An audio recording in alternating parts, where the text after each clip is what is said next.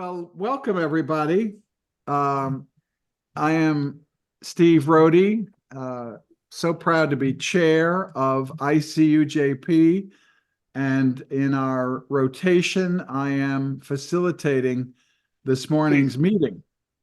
And we're very excited about our speaker. We'll turn to her in a moment. Here at ICUJP, we've been meeting for 23 years, convened by the Reverend George Regas under the motto that religious communities must stop blessing war and violence. We've been at this with over 1,000 webinars every Friday morning like this, with only a few days off for some holidays along the way. We're grateful that each one of you is here. We depend on the kindness of friends and strangers to support us. We have a small financial budget with part-time employees, including Rick Banyales and our bookkeeper, and some of the basic expenses that a small struggling organization needs to survive and thrive. In the announcement that brought you here today, there is a link to make a donation. We're grateful for whatever you can give throughout the year, especially setting up a monthly donation, because those are regular and let us plan. We know you have many demands on your resources and time, and if you could make ICUJP at least one of those organizations that you support, we'd be very, very grateful. I'm turning now to our reflection of the morning with Carol Francis, who warned us she's a little under the weather, but she's hoping to make it through her reflection. Go right ahead. Democratizing the United States. I'm not campaigning for any candidate here, lest anyone worry about our tax-exempt status. And speaking of that, I have a friend who, having just moved to Utah, called the government office there to say she hadn't received her voting info. The office worker said that they don't have those. Well, how am I supposed to decide how to vote? My friend asked. Ask your bishop, she was told. I have been hearing progressive activists say they don't vote or won't vote this year because the system is so corrupt. I tell them, yes, I agree about the system, but I feel with all the sacrifices our foremothers made to get us to vote, I cannot not vote. Besides, our not voting would be exactly the result they wanted. The stealers of this vote wanted. So why reward them? We are supposed to choose now between a twice impeached, 4 times indicted man and a genocide supporter. I'm not going to tell you how to vote, but I'm just mentioning that we do live in a state with more than 2 choices on our ballot, and that ours is a safe state. In other words, not a swing state. I ask you, what kind of democracy is it when people get to vote for the candidate on the basis of they're despising him less than they despise the other guy? This is exactly what I'm reflecting on today. I find it interesting that many activists are angry at the Dems and they are at the Reaps. I understand, because the so-called Democratic Party has betrayed something very deep within us. I remember how in 3rd grade we were told that the reason our country was the greatest on earth was that if we don't like a president, we could vote for the other man in a few years.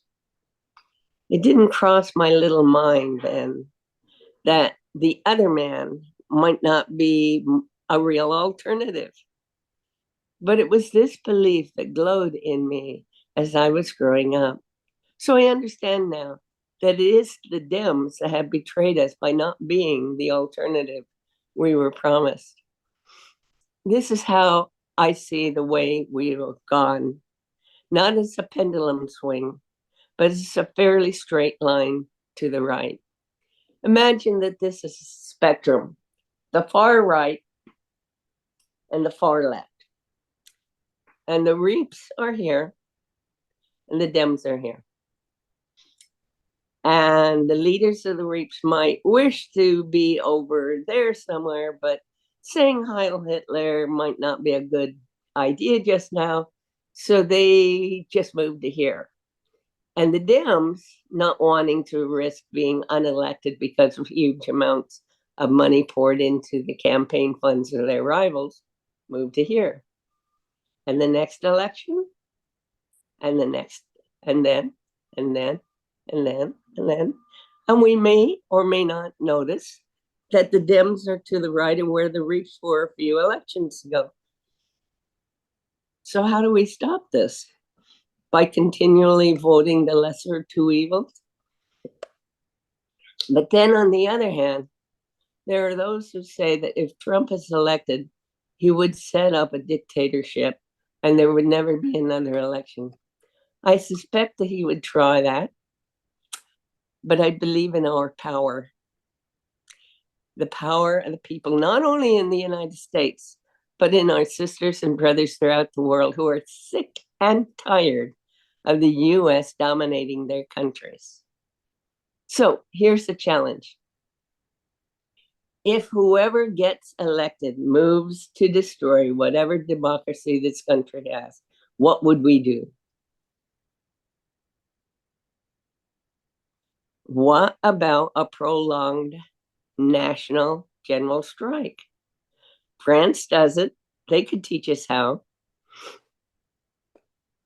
What about countries throughout the world joining BRICS Plus and making the US economy irrelevant? Or what about our calling for BDS, boycott, divestment, and sanctions against the United States? What about China, Russia, South Africa, Saudi Arabia, Mexico, and Brazil all refusing to trade with the US? As the BDS, South Africa could not have been carried out without South African blacks calling for it.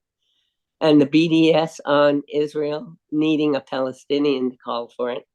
It would be for us, the peace and justice movement of the United States, to call for a BDS movement against our own nation. Those who do not believe we are strong enough to carry this out haven't been paying attention to the youth of this country and of our sister nations. They haven't stood there in those huge crowds of people. So vote however you will. For me, I believe in us. Thank you so much, Carol Francis. Always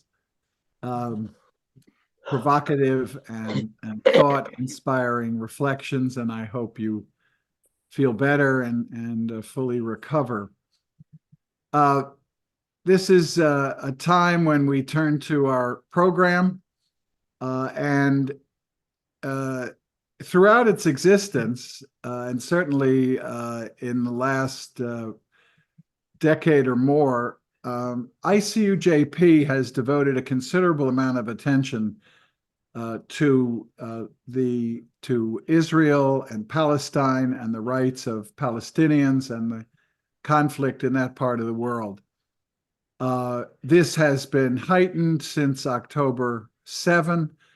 The majority of our Friday programs in the last several months have been devoted to that crisis. And we pride ourselves on having gathered speakers from around the world to address this terrible conflict that is going on. Today, we wanted to look at the silencing of Palestinian voices, especially here in the United States. And we have a terrific speaker to address this, but from as much of a personal standpoint as well. And I want to turn to my introduction of her in just a moment. But in planning this program, we indicated that I wanted to put this in context. We have had to, let me put it this way, the question of Palestinian rights has taken a back seat to the US media and its attention to the victims of October 7 and the reaction to the attacks by Israel on our college campuses around the country. The news media is filled with reports of anti-Semitism on our college campuses and elsewhere. There is a drumbeat to that effect. What it does is it excludes, first of all, the extraordinary number of Islamophobic attacks across the country. Early on, a young boy was killed by his landlord as the landlord spewed hateful anti-Islamic slogans and hate. And there is a discontinuity and an imbalance in the US media in terms of this crisis.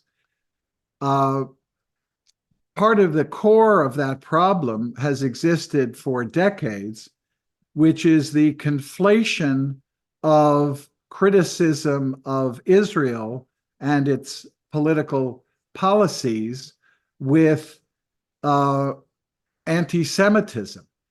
So when we see reports by the ADL and others that there is a terrifying rise in anti-Semitism, when you dig deeper, you find out that many of those incidents that are being labeled as anti-Semitic are in fact political protest and political criticisms of the military and political policies of Israel. There's a recent front page story in the Atlantic magazine about the end of the golden age of American Jews by Franklin Foer. And he's a perfect example of what I'm talking about.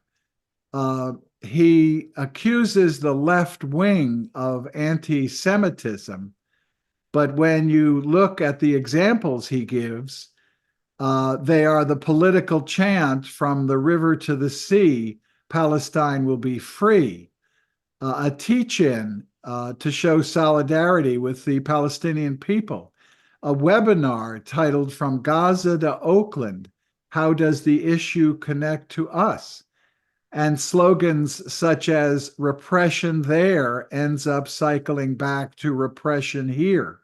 Teach Palestine. Palestinians couldn't be friends with Jews.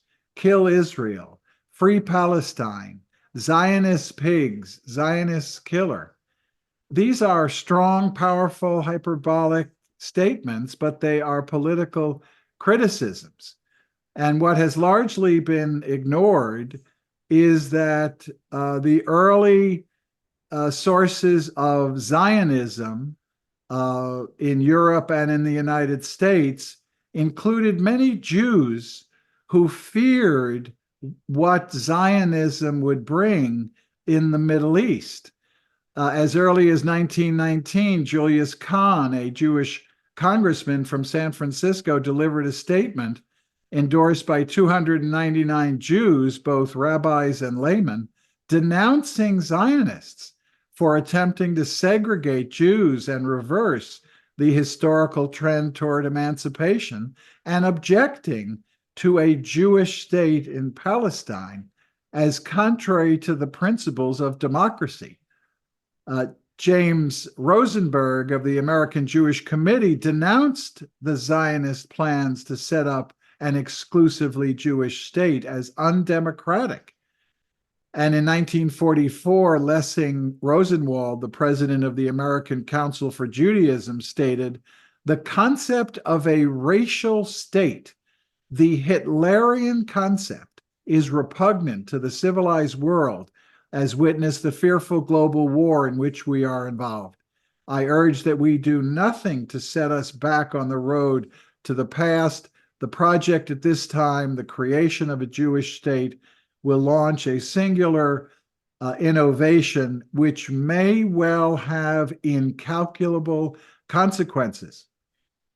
And when Sigmund Freud was asked to sign a petition supporting the settlement of Jews in Palestine, he refused. I do not think that Palestine could ever become a Jewish state. This is what has come to pass. And the full fruition of it was when Benjamin Netanyahu in 2018 passed the nation-state law, which declares, quote, "the right to exercise national self-determination in Israel is, quote, unique to the Jewish people," established Hebrew as the official language, and affirmed that Jewish settlements is a national value and the state will labor to encourage and promote them. This is the background in which we framed today's program. And I'm so grateful that a longstanding and good friend of ICJP is back with us.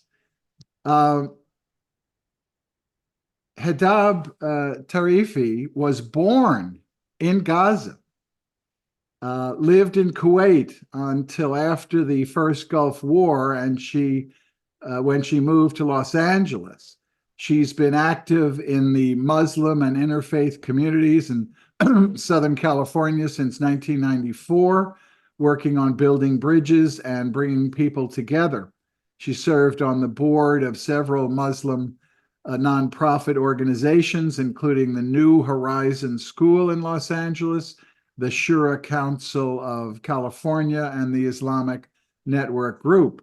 She was elected to be the first chairwoman of both the Muslim Public Affairs Council in 2007 and the Islamic Center of Southern California in 2016. We've asked Hedab to put her thoughts today in the context of her own diaspora and personal experience, and I'm so grateful to turn the program over to her. Thank you, Steve. Good morning, everyone. Greetings of peace. Pleasure to be with you. Many of you are familiar faces, and it's good to be back. It's been a while, certainly. I appreciate the opportunity to share a little bit about my story and how things happening now is impacting my life as well as everybody's life, and hopefully we can touch on the approach of the media. With that, I just want to put a disclaimer, even though I have been with all these nonprofit organizations, and in the last few months, I chose to step down from my various roles with the Islamic Center of Southern California, even though I'm still part of their leadership. But I decided to step down because I really wanted to focus on Gaza and focus all my effort and energy to work on ending this genocide. So whatever I share with you today is my personal position, my personal story, and I'm bringing it from a Palestinian perspective. So If you came looking for a balanced perspective or a perspective from the other side and the Israeli side, perhaps you should just watch the U.S. media. That would give you an Israeli perspective. So my story. I became a refugee before I was even born, when my dad and his family were ethnically cleansed and forced out of Jaffa. And for fear of their lives, they moved south and they went to Gaza, where my mom is from. My mom is native to Gaza. Of course, I was born there, as well as my siblings. My father worked for the United Nations Work Agency and Relief for Palestinian, which is the UNRWA. That one was actually created around the Nakba in 1948 in aim to give resources and organize and help Palestinians who were forced out of the rest of Palestine during the creation of the State of Israel. Since we're talking Gaza and it's all over the news and everybody hears about, Gaza Strip, there was nothing called Gaza Strip before 1948. There was Gaza, and they were the towns and cities around Gaza. But when the war took place, many Palestinians were forced out. Some of them went to Lebanon, some went to Syria, some went to Jordan, because those countries opened their borders.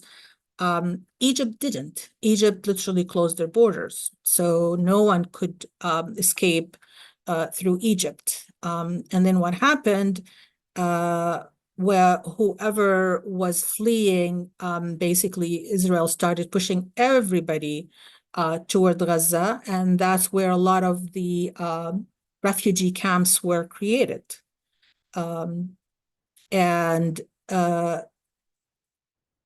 You look at the map of Gaza and you find so many of these refugee camps, and many who wanted to maintain their identity, that they're not natives of Gaza. They are made refugees in their own homeland. And it was critical for them to maintain the identity as refugees, because with it they maintain their right for return. And whatever attack now is happening by Israel and sadly the United States on UNRWA has a lot of implications that I will reference. It's not just humanitarian. There is a lot of political aspect, because Israel basically thinks if they eliminate UNRWA, they eliminate the label of refugee. With it, they eliminate the right of the Palestinians to go back to their homeland and their towns and cities, and the right of return is an inalienable right for everybody. Everybody has the right to go back to their homeland and to their towns and their homes. With that said, I back to my story. When I was born, I still carried the label, refugee. And that's how I lived all my life, and facing the world that treated me as someone who doesn't exist, not even a second-class citizen, because I wasn't a citizen of anywhere. And everywhere I went, the treatment of Palestinians was really, even the Arab countries who embraced so-called Palestinians coming into their countries, it wasn't what you think, that the road was paved and Palestinians were treated equal. That was not the case. Even when I came to the US eventually, and I went through my citizenship, that was another hassle to claim my identity, because they denied me even the right to have Palestine on my citizenship and my passport. And I really had to fight I threatened to sue the immigration, the Homeland Security, and I really went after the officer who denied me even, literally threatened me that I wasn't going to get my citizenship when he was trying to force on me Israel, Egypt, Kuwait, Jordan as a country of citizenship, and I fought back and I said, I will not allow a federal officer to coerce me into forging federal documents because I don't belong to any of those countries. And thank God, there's a system, thank God, and the system vindicated me, and I was eventually able to have Palestine on my citizenship and passport. Now, when we look at what is happening now and in Gaza, I still have family in Gaza. As of March 11, I had lost 140 members of my family. And between the 11th and the 18th, there were two more, 72 and 74 members of my family who were seeking refuge in a Shifa hospital. And Israel, their army forced everybody to leave at that time, and the elderly, and they were, too elderly. It wasn't easy for them to really walk the distance and try to walk down to Rafah. And they've been missing since January 19, and now they're presumed dead. And even yesterday, I got news of 15 more. 9 of them were children. So on a daily basis, it's heartbreaking to think that you can go back and you can live your life, which when people ask me, how are you doing? And I keep saying, you know what, I'm alive, but not living. And I'm really focusing all my energy on trying to really find a way to end this genocide. And I get it. People say that what happened on October 7 is not acceptable. And I tell everybody, this whole thing didn't start on October 7.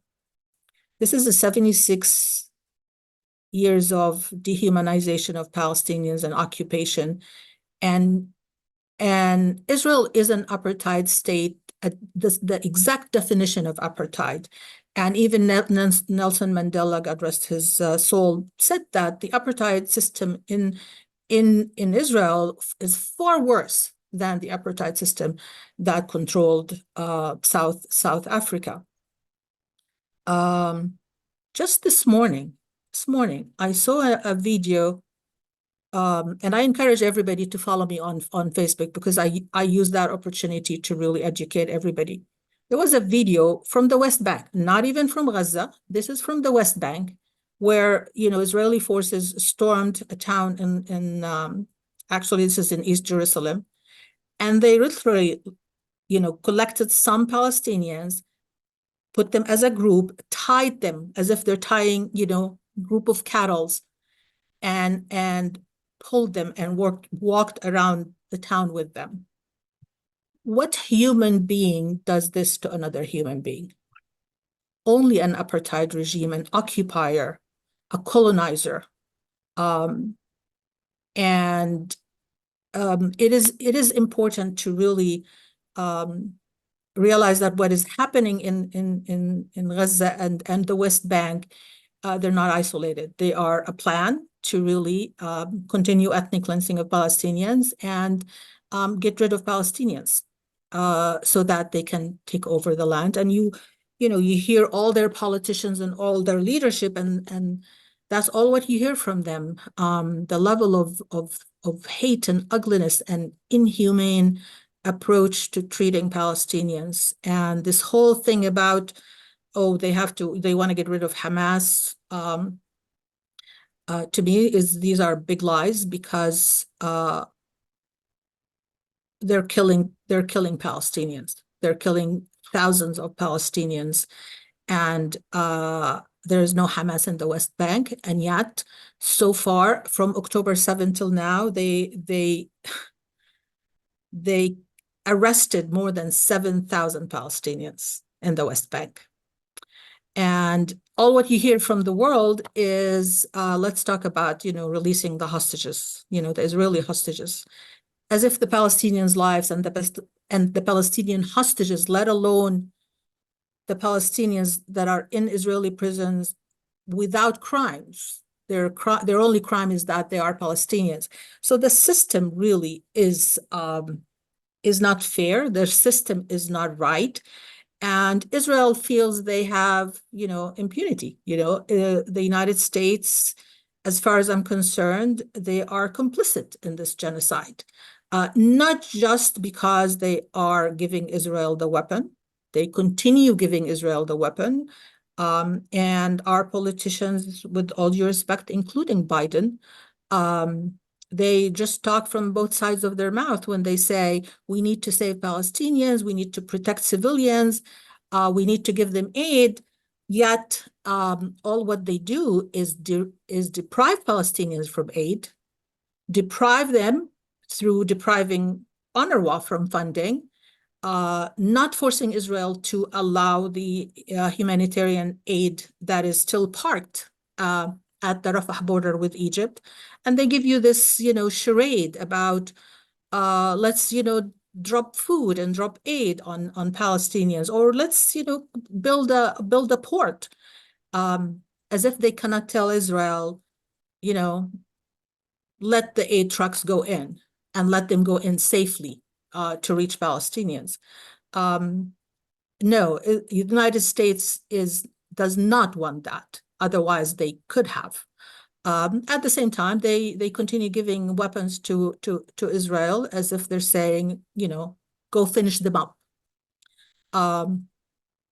It's heartbreaking to be in a country where my tax money is literally going to kill my own family and my own people.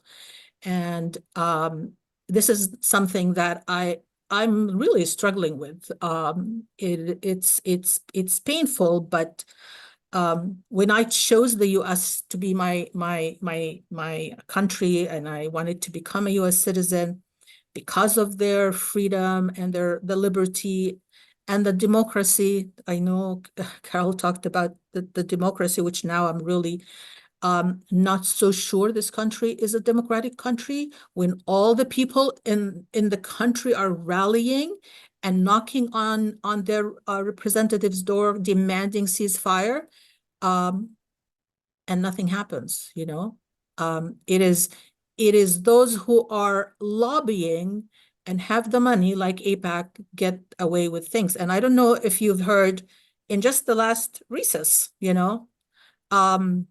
representatives from both Democratic Party and Republican took their recess. Instead of going to their cities and towns and meet with their constituents and see their needs and see how they can support them and support local issues, they took a trip to Israel and met with Netanyahu. So what are our representative priorities? Obviously, Israel is their priority, which sadly I've seen that firsthand. For 30 years, I worked with the city of LA, building bridges, working in interfaith groups, and working with the city. And when October 7 happened, everybody, everywhere, it's like, we stand with Israel. And nothing about Palestinians, nothing about Palestinians' right. There's no balance in their approach, as if we stand with Israel is the new God that everybody's praying for. And I took it upon me and I reached out and I said, this is not acceptable. You represent citizens of this city, this county, and there are Palestinians. There are Palestinians here. So as far as I'm concerned, this approach was fueling Islamophobia, as well as anti-Palestinian sentiments, as well as anti-Semitism. Because people saw the imbalance and the lack of taking a balanced approach to represent everybody. I mean, we can definitely talk about, you know, from a political perspective, how the different cities in Southern California have acted. That for me, they fueled this. They fueled this division. I personally stopped all my activities within the city of LA. I made it very clear that anyone who did not take a public stand for ceasefire, they are taking a stand for genocide. If you're not with ceasefire to save lives, then you are supporting genocide. And we have so many of those, sadly, you know, from a city like LA are so far have not really taken a stand, even though our governor came out finally, and called for ceasefire. There wasn't somewhat of an attempt from the Biden administration. And if at least finally they did not veto one. So it's heartbreaking, but there's always hope. I mean, after my almost reaching a point where I almost lost faith in humanity. And it was very depressing to me, the fact that I couldn't even get the city of LA to acknowledge Palestinians' rights and, you know, call for ceasefire. Then I found out about this beautiful group of Interfaith Coalition in Pasadena that I joined, and I know Anthony is part of that group. And we've been meeting every single Monday, rain or shine, in front of Judy Chu's office, calling for her to sign on ceasefire. And you know, even though it's been painful that she really hasn't, you know, addressed our needs, but at least we were able to get the city council to approve a ceasefire resolution. And I'm hoping that other cities will continue to follow suit until we really have the ability to influence our government and the Biden administration to really be serious about pushing for ceasefire. Otherwise, the United States will, I mean, so far as I'm concerned, they are complicit in this genocide, allowing Israel to do what Israel is doing, and not telling Israel no. And this whole notion that Israel has the right to defend itself, with all due respect, according to international law, Israel does not have the right to defend itself because Israel is the occupier. And the occupier has the responsibility to care for the occupied. What is happening is quite the opposite. Palestinians, as the occupied, they have every right to resist. And after 76 years of occupation and dehumanization of Palestinians, October 7 was an attempt to free themselves. It is sad what happened. I mean that some were you know, some Israelis were you know, taken hostages and injured. No civilians have to go through that. But if Israel had on October 7, Palestinians in Gaza so far had 175 days of October 7, with a much magnitude that, you know, as you see the numbers. Now, I know I was asked to touch on the attempt to suppress Palestinians' voice, which is not something new.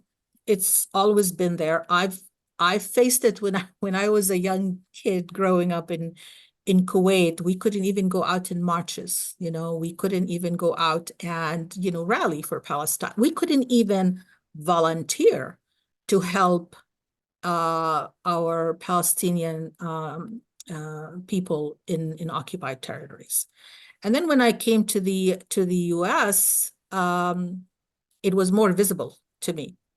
And I I personally faced it, but Israel has a plan. They have literally a strategy, and their propaganda machine is so strong that they have different facets on how to suppress pro-Palestinian voice and how to prevent people from criticizing the state of Israel. Let's start with the city of LA, for example. Back in October, the city of LA passed a resolution defining anti-Semitism and equating anti-Semitism with Zionism, and making it basically illegal to criticize Israel and criticize Zionism, which to me is suppressing the First Amendment, suppressing people's freedom of speech. So in this country, people can criticize God, but they cannot criticize the state of Israel. This is something that needs to be rejected. As far as I'm concerned, Zionism is anti-Semitism. And we need to reject that notion, and we need to fight for our right to continue our freedom of speech and freedom to criticize and support Palestinians' rights. The United States in their efforts really in supporting this genocide, they're making themselves liable to the International Court of Justice. And I'm hoping that it is not just about election and who wins. It's not just that. It is the reputation of the United States in the whole world. And just like there's a group who actually sued Biden up in Berkeley. I think that there will be more of these, not necessarily just in the United States, but probably at the International Court of Justice. And the United States needs to be a little bit careful. So back to the Israel and their attempt to silence voices that are pro-Palestinian. Let's start with the media, the Western media. Even now, after 175 days of genocide that we're all watching happening in real time, Western media still thinks that people are stupid, are blind, don't have access to other information, and they think that we don't see the truth and we don't see what is happening. So for example, I think it was yesterday. The Economist, they had an article talking about what is happening in Gaza and the starvation, and their article does not even mention Israel once, and even in their attempt to talk about the famine, that is happening in Gaza. They're not talking about what Israel is doing to the farmland, the water supply, the restriction of deliveries of aid. It's as if this famine just happened, on its own. There was zero reference to Israel. Even the New York Times, they had an article where the title of the article, "Starvation is Stalking Gazans' Children." Starvation is stalking Gazans' children, as if starvation is a predator. The title for me was so weird. And again, not mentioning that Israel forced this starvation and genocide And not mentioning Israel's role in this starvation and this genocide, to me, not only is misleading, is unethical reporting. If you really want to call this, journalism, which I put a big question mark on it. So the U.S. media is complicit. They push the talking points of Israel. So we can wonder why. We probably all know why. But the key is to challenge that, because people are not getting the truth. And thank God, some of us are looking for the truth and are able to find it in other resources and other sources. But not everybody is willing to, take the extra step to really look for the truth. And watching or reading the U.S. media, you would think the Palestinians are the aggressors and Israel is the victim, not the other way around.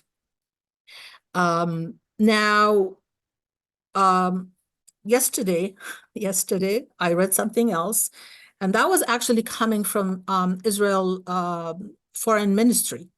Their ambassador, his name is David Saranga. He actually stated the following: the social networks have become strategic threat to Israel. So when you need to ban TikTok, when you call the ICJ, anti-Semite, when you call the foreign media, anti-Semite and they're against Israel, when you label the same thing for the UN, you try to suppress students on college campuses, and you try to now basically ban the whole social media. When you're trying to do all this to basically show that you are not the bad guy, as far as I'm concerned, you are the bad guy. And the whole approach of our government to try to ban TikTok has nothing to do with China. Their attempt to ban TikTok is because TikTok became the number one tool for the youth to share and receive information on Gaza. People, especially the youth, they stopped using Facebook. They stopped using, Twitter, now X, and Instagram, because all these three Palestinians and pro-Palestinian voices have been censored. I know many people, and I'm one of them, who have been, prevented from posting. Our accounts were, shadow followed against my own personal focus on as an IT. And I'm very much for privacy and security. Hi, how you doing? Mary, right? Is that your name? Okay, thank you. I made my account public because I wanted people to come and find the truth, share and educate themselves. But a lot of the youth felt that they need to find other tools, and they found TikTok. Many who have never heard of the atrocities that Israel is committing on Palestinians found way to find the truth, and they started sharing, and they started shifting, and they started supporting, and that actually, caused Israel to fear for their image, and that's why they were pushing our administration to ban TikTok. And it has nothing to do with China.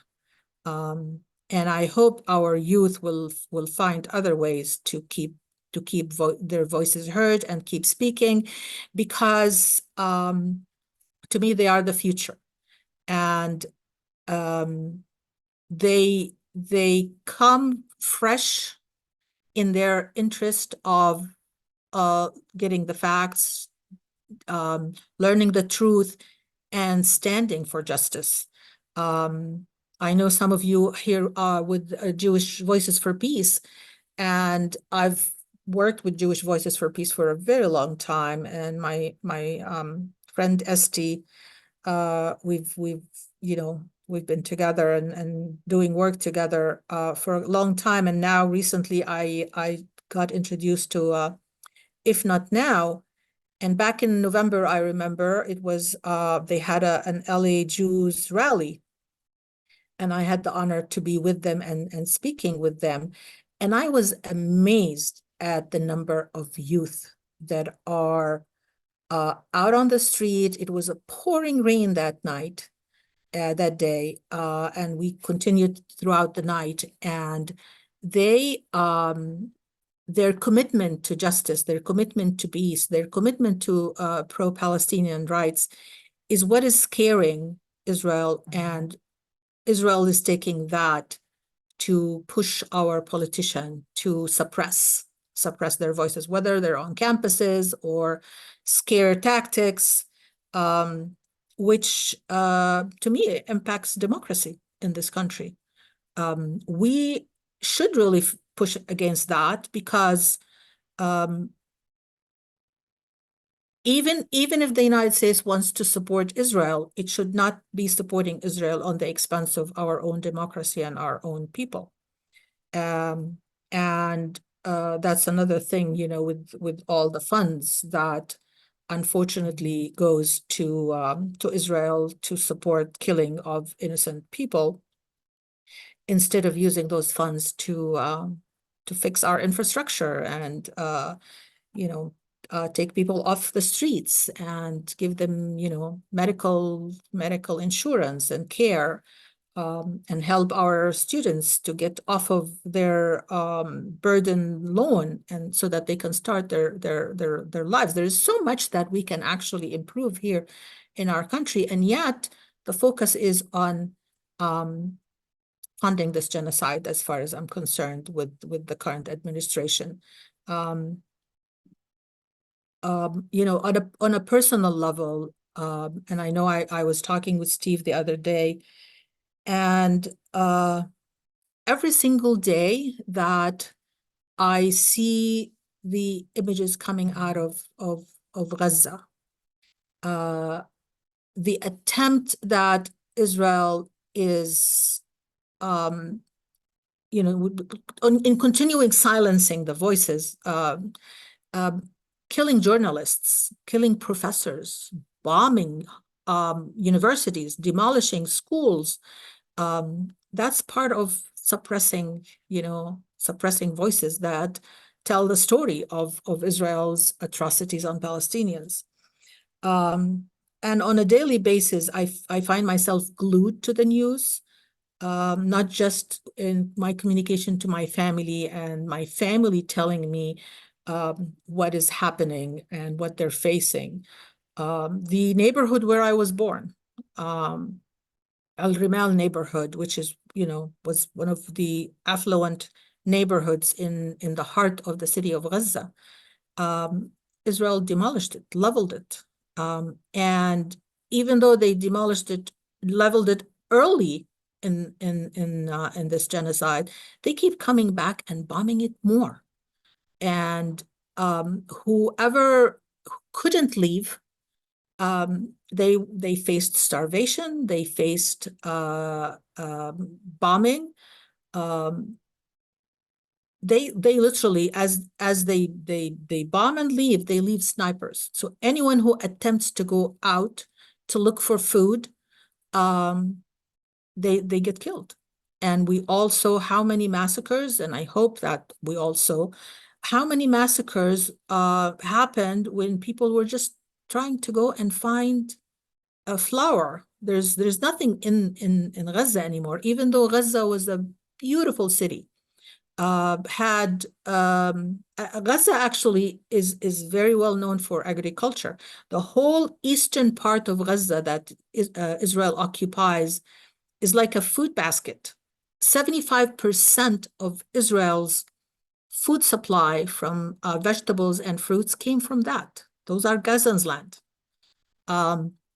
Yet Gazans are deprived because Israel not only demolished and bombed the whole agriculture area, they bombed them with white phosphorus, which is illegal according to international law. And imagine now, people who are trying to find sustenance and trying to find, something to eat. And if they find vegetables, those vegetables are now basically dangerous, they're lethal now. My family, my personal story with my family, they didn't want to leave, but they were forced out of fear 4 times, some of them 5 times, until they reached Rafah. And still they didn't want to leave until one of my direct cousins, first cousin, him and his in-laws were bombed. And that's when at least my cousins, agreed that for the sake of the children, that they should leave. But then that journey is painful, and it's not easy, because to cross the border into safety into Egypt demands $5,000 per adult and $2,500 per child. Imagine. I mean, my family, to my mom's side, they're well-to-do, they're affluent, they're native to Gaza. They're doctors, they're engineers, they're entrepreneurs, they have property, they have businesses, but they left all that. They fled for their life. And for them to even be able to raise this amount of money so that they can just get into safety is just not acceptable. I don't know what kind of world we live in now, which is a continuation of the dehumanization of Palestinians. As if the goal is just to keep them stuck in Rafah until Netanyahu enters Rafah and kills, and he said it. He said, I mean, we're okay for having 100, maybe 200 Palestinians staying, which means he's after almost 2 million people. He wants to get rid of 2 million people. And the numbers that we keep hearing out of Gaza for people being killed is just unbelievable. And as I tell everybody, my family are not numbers. The first time I heard about people were killed from my family, I heard about them from CNN. A friend of mine told me, watch CNN, and CNN was talking about, had a report about this whole family of 42 members who the house that they fled from the city of Gaza into the central part of Gaza, the house where they were seeking refuge was bombed, and 42 of them were killed. The eldest was 72 and the youngest was 3-month-old, and they were all buried in a mass grave. And my family story is not unique. It's almost a story of every family in Gaza. On a daily basis, my friends and family, I keep hearing stories. I keep hearing, even when they are seeking shelter in tents in Rafah, even those tents are bombed. The horror stories that are coming out of Al Shifa Hospital, Israel is trying to suppress them. But there are a lot of witnesses that are coming out and sharing. The one story that, and forgive me for sharing this horror story, but it's critical. I mean, I say that as painful as it is to say it, it is important that the world hears it, because that is the reality of the Palestinians going through. This Palestinian woman, she's 7 months pregnant. She was forced to strip naked in front of her husband and her family. And the Israeli soldiers raped her. And when her family were trying to close their eyes, they were hit, they were tortured and forced to keep their eyes open. So after they raped her, they killed her along with the baby. So that's what Palestinians are going through, and the world is still saying Israel has a right to defend itself. No, Israel doesn't have the right to defend itself. And every time there is these videos come out and Israel says, oh, we'll investigate. And then they come back and they say, no, there's no proof. I mean, they're saying there's no proof of genocide. There's no proof of famine. There's no proof of starvation, as if we're blind to what we're actually seeing. And they have a history of saying the lie, thinking that this lie will stick, and it becomes reality. But take it back to October 7, that whole story about babies being burned. Netanyahu told it to our own president, Biden.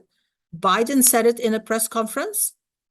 Eventually, even Israel intelligence said that didn't happen. It was an artificial intelligence, and Biden said, oh, he saw it with his own eyes.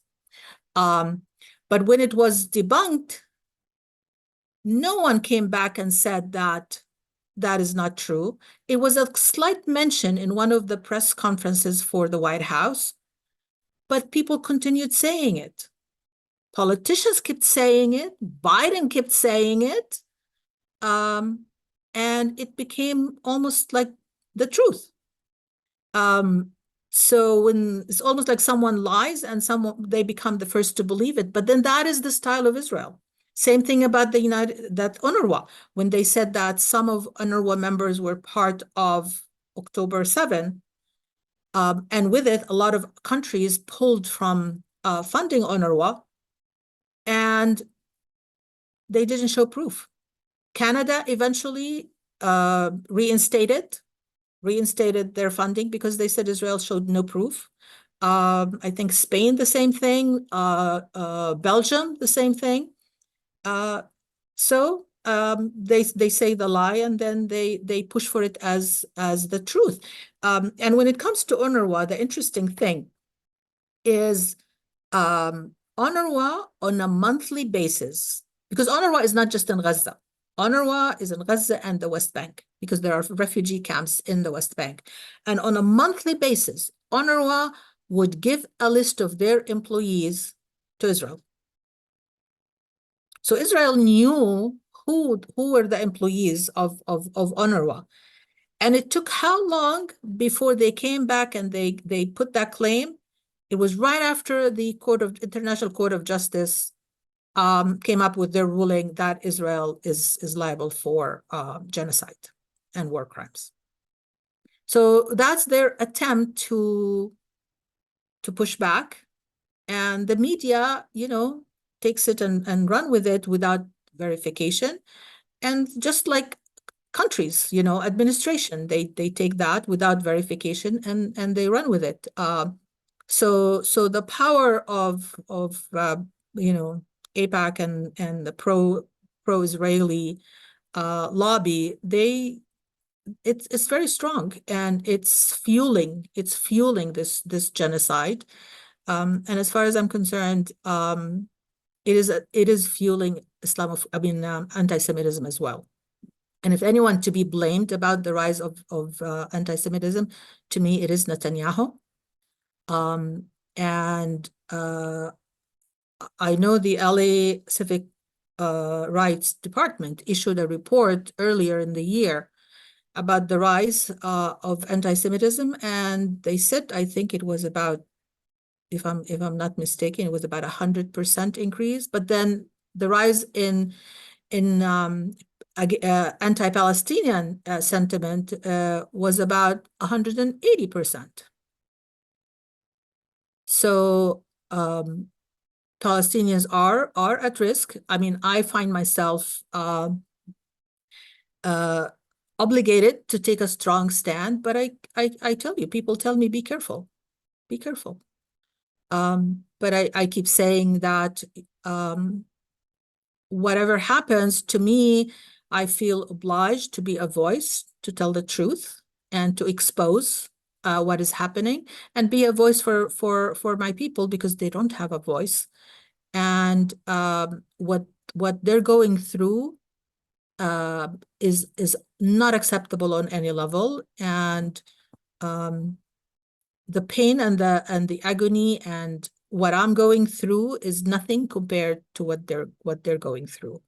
And I will continue to be their voice, continue to tell the truth. I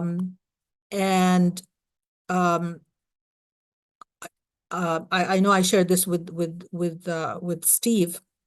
On a daily basis, when I watch these videos coming out of Gaza, when I hear my family, what they tell me, when I hear my friends, what they tell me, and what I see on social media, not only it breaks my heart, I stopped being in pain, because I'm reaching a point where I'm physically numb.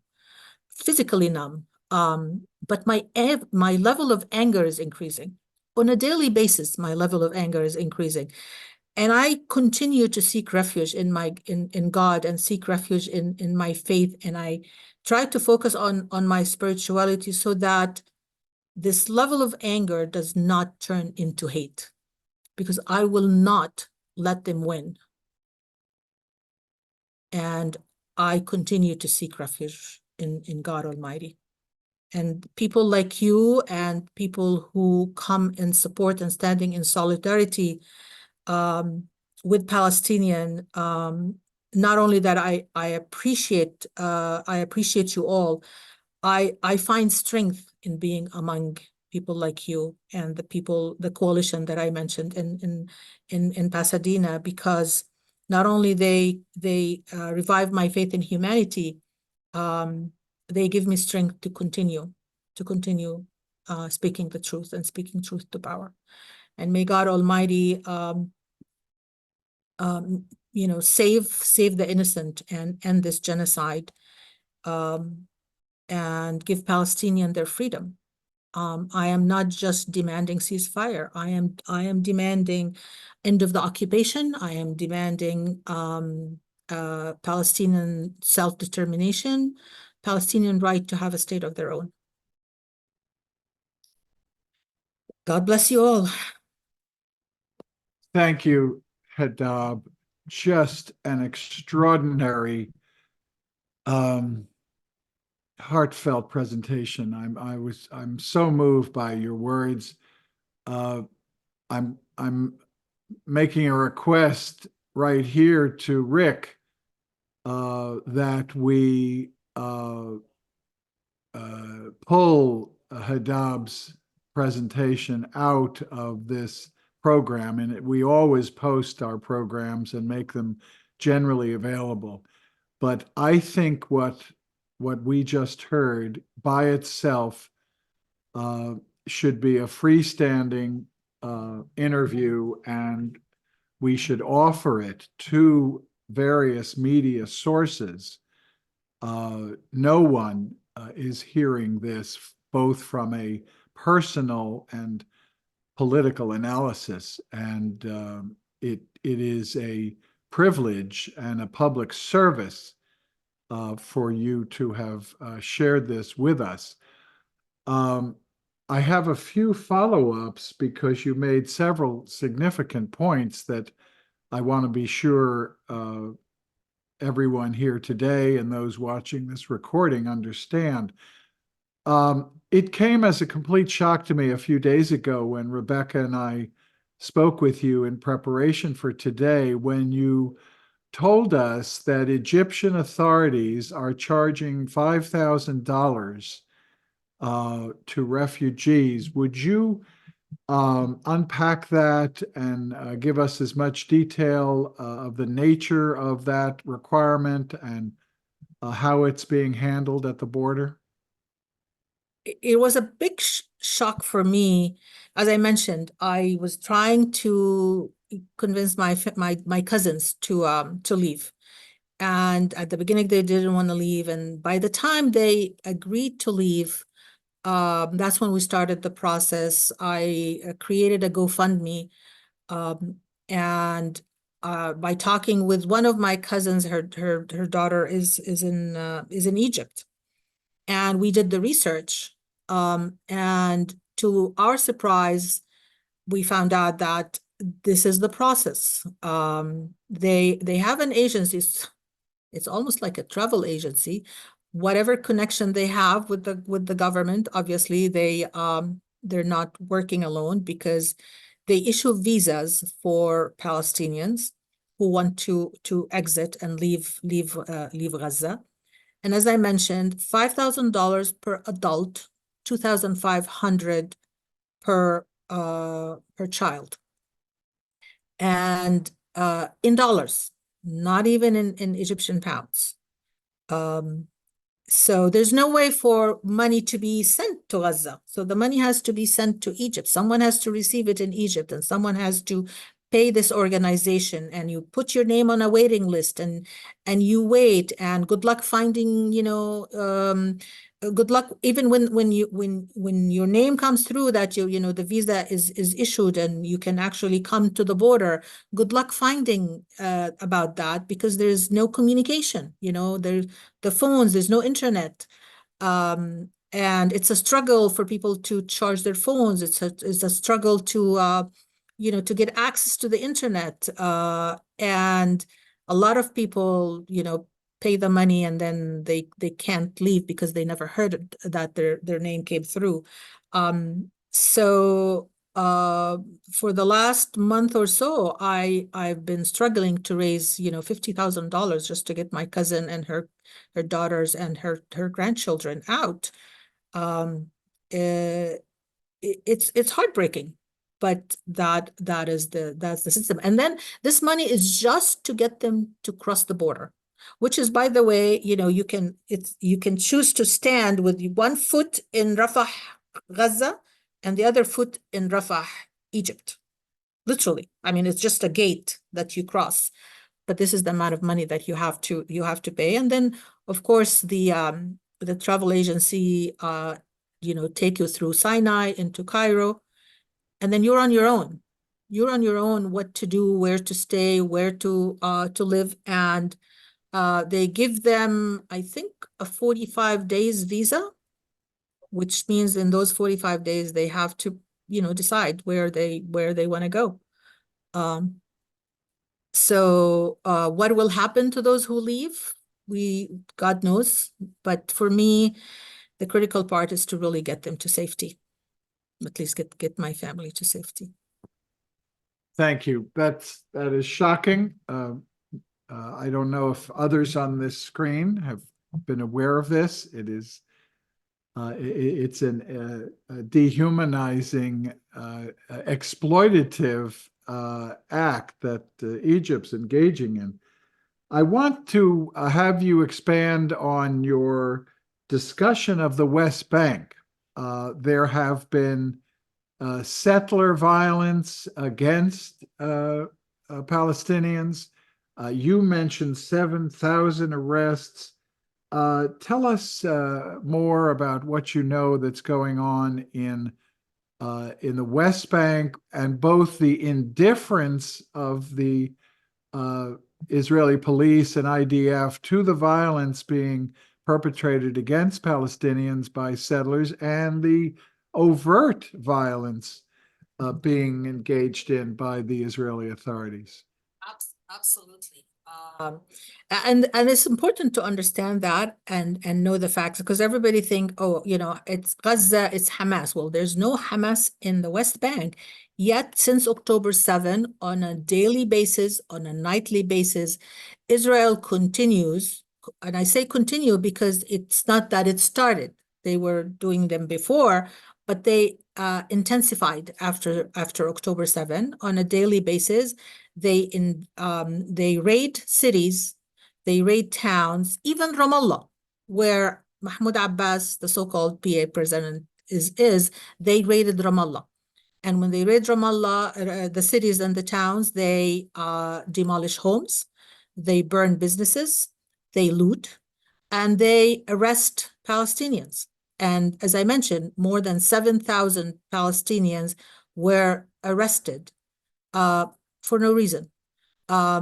Even some of those who were freed during the first negotiation, and some of the prisoners who were freed based on the agreement that Hamas would free hostages and Israel will free prisoners, a lot of these prisoners were rearrested.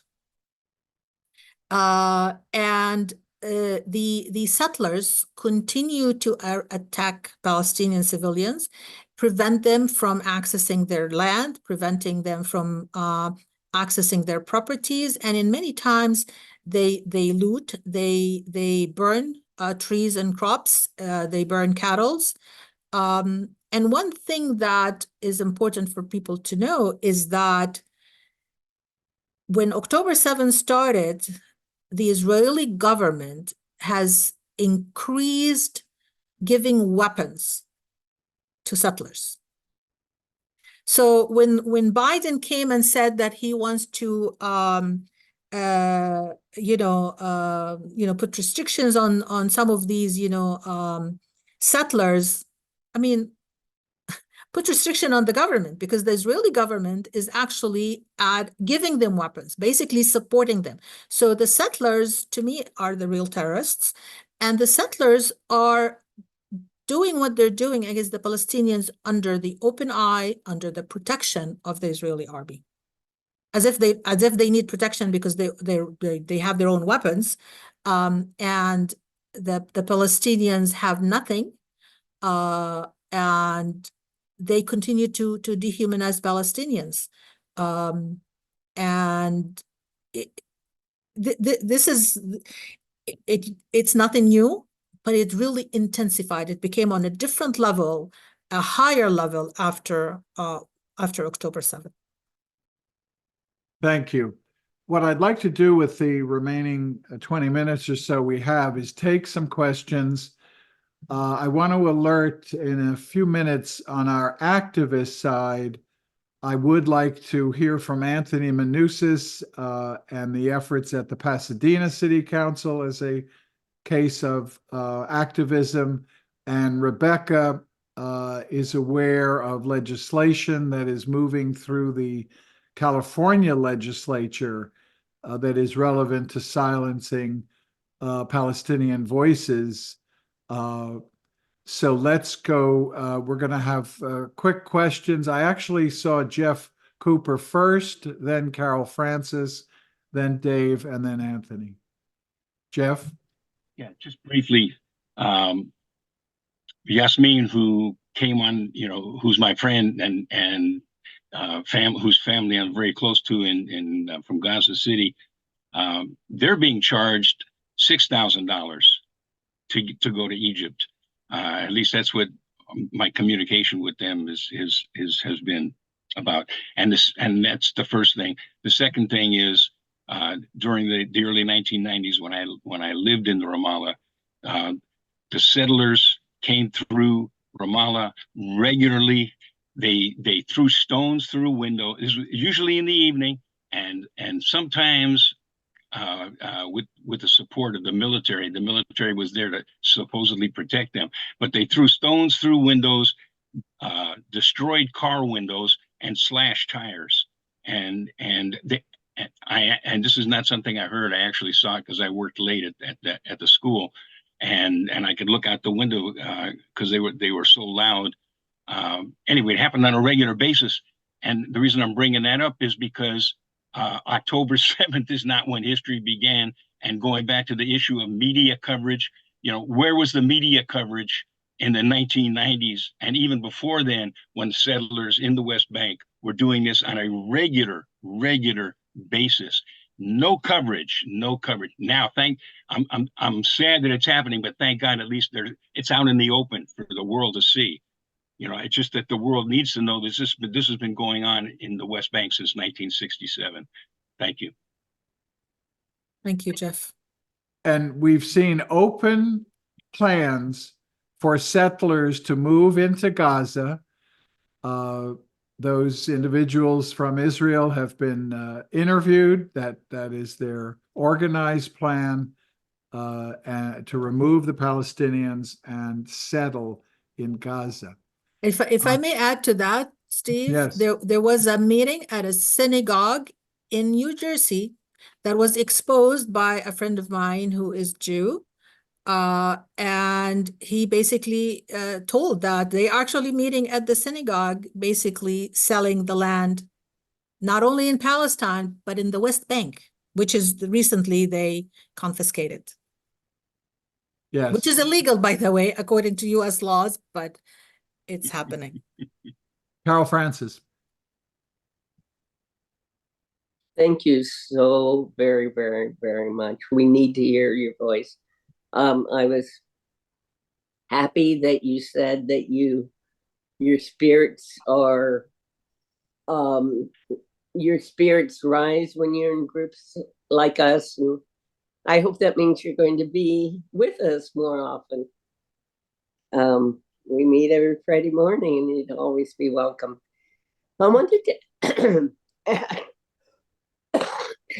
excuse me, ask if you can tell us more about the repression of Palestinian voices and pro-Palestine voices of non-Palestinians in social media, people losing their accounts, and people going to TikTok because they lose their accounts in Twitter or whatever. And you know what kind of, I just got into TikTok and it's really amazing. You can watch a bomb fall on a town in Gaza.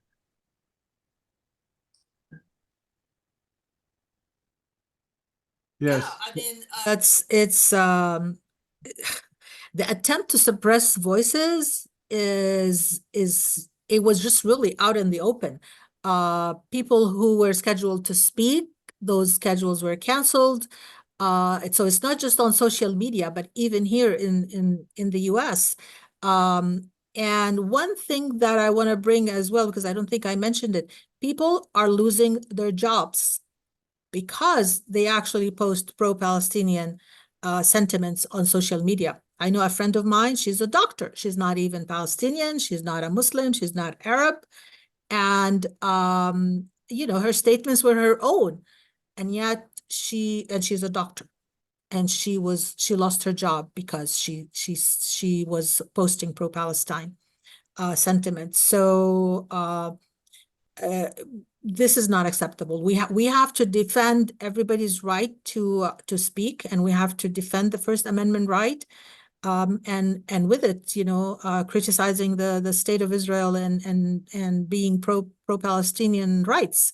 To me, being pro-Palestinian is being human. And it is not acceptable that those in power, whether those who own the social media tools or government, or you know, that they feel they have the right to suppress our rights.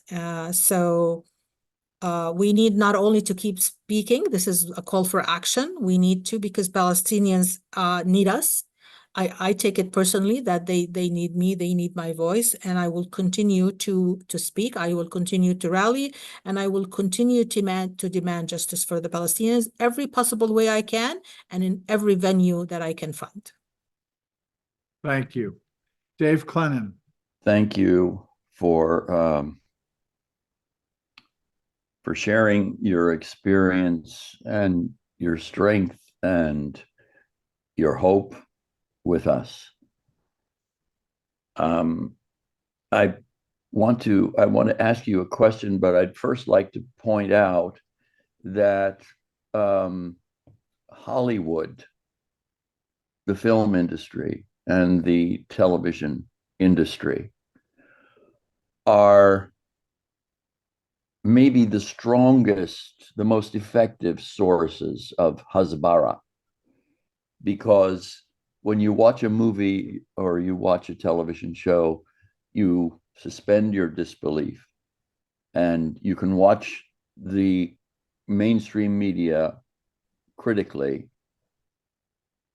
if you want to, but when you watch a movie or a television show, you let your guard down somewhat and you become emotionally involved. And in 64 years ago, in 1960, I was an Irish Catholic boy, 17 years old, and I went to see a movie called Exodus in a movie palace in Chicago. And when I left that theater, I was a confirmed Roman Catholic Zionist, and I was a Zionist for the next 20 years.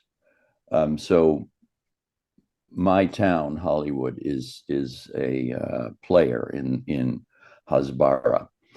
And you mentioned watching the media, and I don't know how you can watch the corporate mainstream media without having a nervous breakdown or a heart attack. I find it so difficult. I look to Mondoweiss and I look to the Electronic Intifada for some truthful information, and to some extent Al Jazeera as well. So I want to ask you, how do you navigate the corporate mainstream mass media, and how do you talk to your friends about what they are seeing on their television screens or in the New York Times? Can you address that question? I very much appreciate the question, and I appreciate what you mentioned regarding Hollywood. Let me make a quick comment regarding Hollywood. They've always been like that. I mean, I grew up in the Middle East. I grew up in Kuwait, and I cannot believe that we were fed movies to show that the settlers, the white, were they had the right, and that the Indians were the villains, coming to kill them. These were the movies that I watched when I was young. And not knowing the history, you would think, yeah, the Indians are the villains, which is sort of like a mirror image of what the Palestinians are going through now. So education is critical. For the longest time with Hollywood, I was always told Palestinians were doing documentaries, for example, to document like Occupation 101 and document, the Israeli atrocities. And for the longest time, I would hear that no, documentaries are really not the best way. They don't get the attention. People don't really, the mass, mass population are not interested in documentaries. So at least now I see the Palestinians are working on making movies to tell stories, to tell real stories, because it is the human story that can make a difference. And I'm hoping that these will get more support, and that the Zionist agenda in Hollywood will crack down, hopefully. Now, when it comes to media, yes, believe me, every time I watch US media, and I force myself to watch it, it's frustrating, it's annoying, and many times I feel like I just want to throw something at the TV, because it is just so frustrating, and it's one-sided, it is all lies, and I don't call this real journalism. And I face that as a Muslim, we were never given the opportunity to speak for ourselves. Someone else was always there, a Zionist coming to speak about Muslims, which is the same now thing in the media. You hardly see a Palestinian, and when they invite a Palestinian, they're always attacking them. They're not even giving them the opportunity to express themselves and tell their side of the story. But I have to watch it because I want to see what they think. I want to see what they're saying and what the majority of the people are hearing. So when I talk with others who are subjected to all this, I need to, if they're not thinking and they're not exercising critical thinking about what they're hearing and what is the other side, I have to be the one who bring it to their attention. And I always have a long list of resources for media, not just Palestinian, resources, because thank God there are people of conscience who are who speak the truth, who are non-Arabs, non-Jews, non-Arabs, non-Palestinians, but some of them are even Jews. And those are the ones that, like Ilan Pappé, for example, he's one of my heroes. I love hearing him, and I always tell people, go listen to him. The famous book that he wrote, which again, I encourage everybody to read, The Ethnic Cleansing of Palestine, which because of that book, he lost his seat as the head of the Middle Eastern Studies Department at the University of Haifa. He actually wrote that book, and he documented it from the archives of the Israeli archives. Right after he wrote that book, Israel sealed those archives because they exposed the genocide, exposed the ethnic cleansing of Palestinians. But his voice is a genuine voice. And I encourage people to find these voices. And if you ever have a question or a need for resource, I always make myself available. We live in time where if you watch the media, the US media, the Western media, they would make you think that the truth doesn't exist, and their truth is the truth, and that what you're seeing, you're really not seeing. It's almost like, no, doubt your own eyes. And we need to challenge that. We need to challenge that. And thank God for voices of justice and conscience that are out there feeding us the truth. Democracy Now! is another source. Yeah. Yes, Steve. Has any news station in Los Angeles or nationally contacted you to be a guest on these issues? No. Amazing. Yeah. 2 seconds of Google research, if they didn't know of your work before this, if they really wanted a Palestinian voice, it is you. Let me turn to Anthony. Well, it's wonderful to see you again, Hedab. We actually see each other every Monday night. And it's been great to see how a movement here in Pasadena is having an effect. We've been meeting every Monday night in front of Judy Chu's office. We haven't been able to persuade Judy Chu to sign on to a ceasefire resolution, but as Steve pointed out, we have had success at the city council here in Pasadena. We had a meeting a week ago with over 600 people showed up at the convention center for a Pasadena City Council meeting. 200 people spoke. It took 4 hours because each of us got 1 minute. Jill and I were among the 200 who spoke, and so was Hedab. And it was a very powerful, emotional experience with children and Palestinians and all kinds of people speaking. It was somewhat contentious. There were pushback from some of the Jewish community, but also a lot of support from Jews. Anyway, long story short, the city council unanimously approved a ceasefire resolution. And then just last week, Alhambra unanimously approved a ceasefire resolution. So Pomona, Long Beach, Alhambra, and Pasadena have all approved ceasefire resolutions, and probably other cities in our area as well. So it really testifies to the power of organizing, of staying on message and staying strong. And we'll get Judy Chu to sign that resolution at some point soon, I hope. So just wanted to report a little bit of good news after hearing all of the very disturbing news from Hedab. We're so grateful, Anthony, to you doing the hard, heavy lifting. We know what organizing like that takes.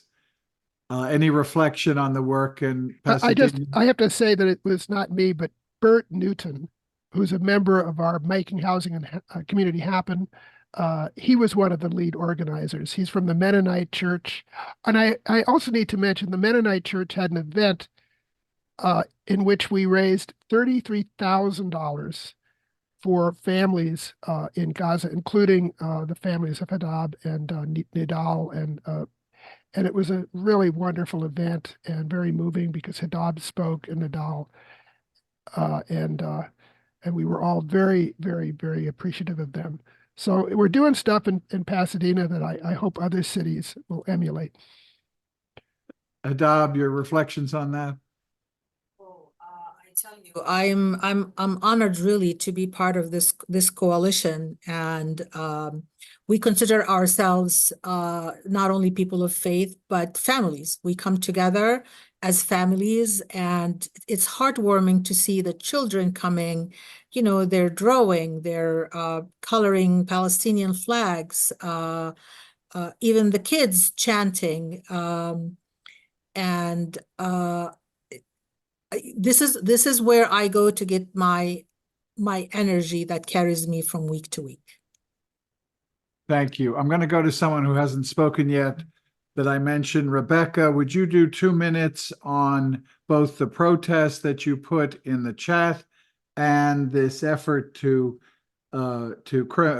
punish criticism of genocide? Yes. So thank you very much, Hedab. I mean, your story just moves me, and you know, you suffer such tremendous loss, and that you can still speak out to speak for the injustice here. You know, I'm very grateful to you. So some of you might remember a few weeks ago we had on the program Lupe Cardones and Teresa Montano from the Liberation.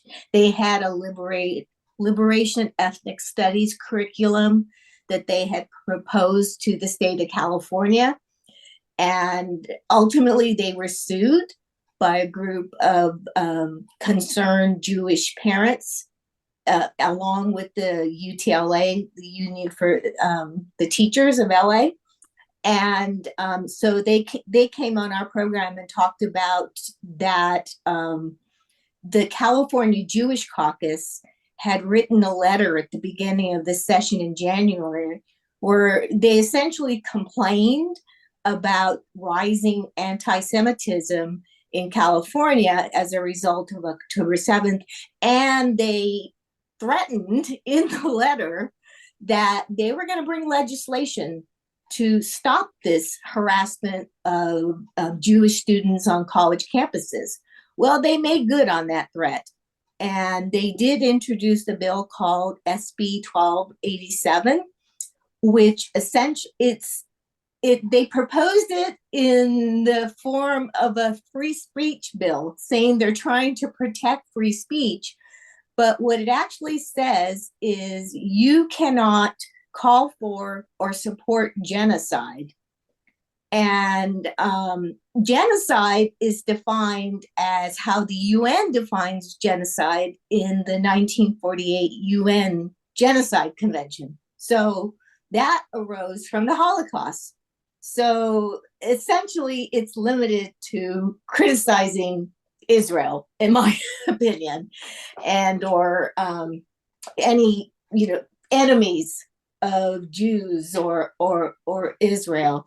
And so it's very concerning because of the way they're proposing this as a free speech bill. I'll put something in the chat there. I did find an article on it that can give you some background on it, but I think it's something we should be tracking. I am responding to the January letter from the Jewish Caucus. I finally got my letter together because I'm really concerned. All three of my state representatives signed the bill. That is Senator Ben Allen, Senator Henry Stern, and Assemblymember Irwin. We are going to The rally. I Yes, put I'll all, cut- everything in the chat on that. I mean, I think it's perfect timing. Hedab's here, and she mentioned about some of the reporting on CNN. And there's a rally today in front of their building at 5 p.m. by Code Pink. CNN building, and also on the today, it says tomorrow because it was written yesterday. Yeah, it was written yesterday. Sorry about Yeah. that. 5 Today. o'clock in front of the CNN building, and there's a link to Code Pink, which is doing important work in this regard. I want to say that ICUJP is going to organize around this question of SB 1287. It's a distortion of free speech, Mhm. but when I read the legislation, if you cannot support genocide, the International Court of Justice has found a plausible case that Israel is committing genocide. So these legislators had better watch out, because ironically, their own legislation could prevent people from supporting Israel because of Israel's genocide. Let's get a final comment from Carol Francis. Yeah, I appreciate Anthony and the work done in Pasadena, but I also want to mention that Dave, Jeff, and several other activists in Justice for Palestine LA are working on a regular basis. Sundays we do the Santa Monica Promenade, and we stand around with placards and petitions and talk to people. And so we invite everybody to come out. And I just want to recognize Dave and Jeff for doing that work on a regular basis. Excellent. Thank So you, what Carol I- Francis. What I'd like to do, a final comment, Hedab, and we've asked Hedab to give the closing prayer at the end of our closing circle. Your final thought at this point, please. I am absolutely grateful for your solidarity. I'm grateful for your positions that you take, for all the work you do, and for inviting me. I am praying to God Almighty that God will continue opening people's hearts, that God will continue empowering people of faith who speak the truth, and God will guide people of faith who their hearts are yet to be open to the truth and taking a balanced stand for peace and justice. I personally seek refuge in God, and I pray to God that God will end this carnage, will end this genocide, grant the people of Palestine safety, health, sustenance, and grant them peace, and grant them a country of their own. And may God continue to bless those who are standing for peace and justice. And may God bless this group who have always been working for peace and justice, and have peace and justice in the name of their organization. May God bless each and every one of you. Amen. Thank you. We'll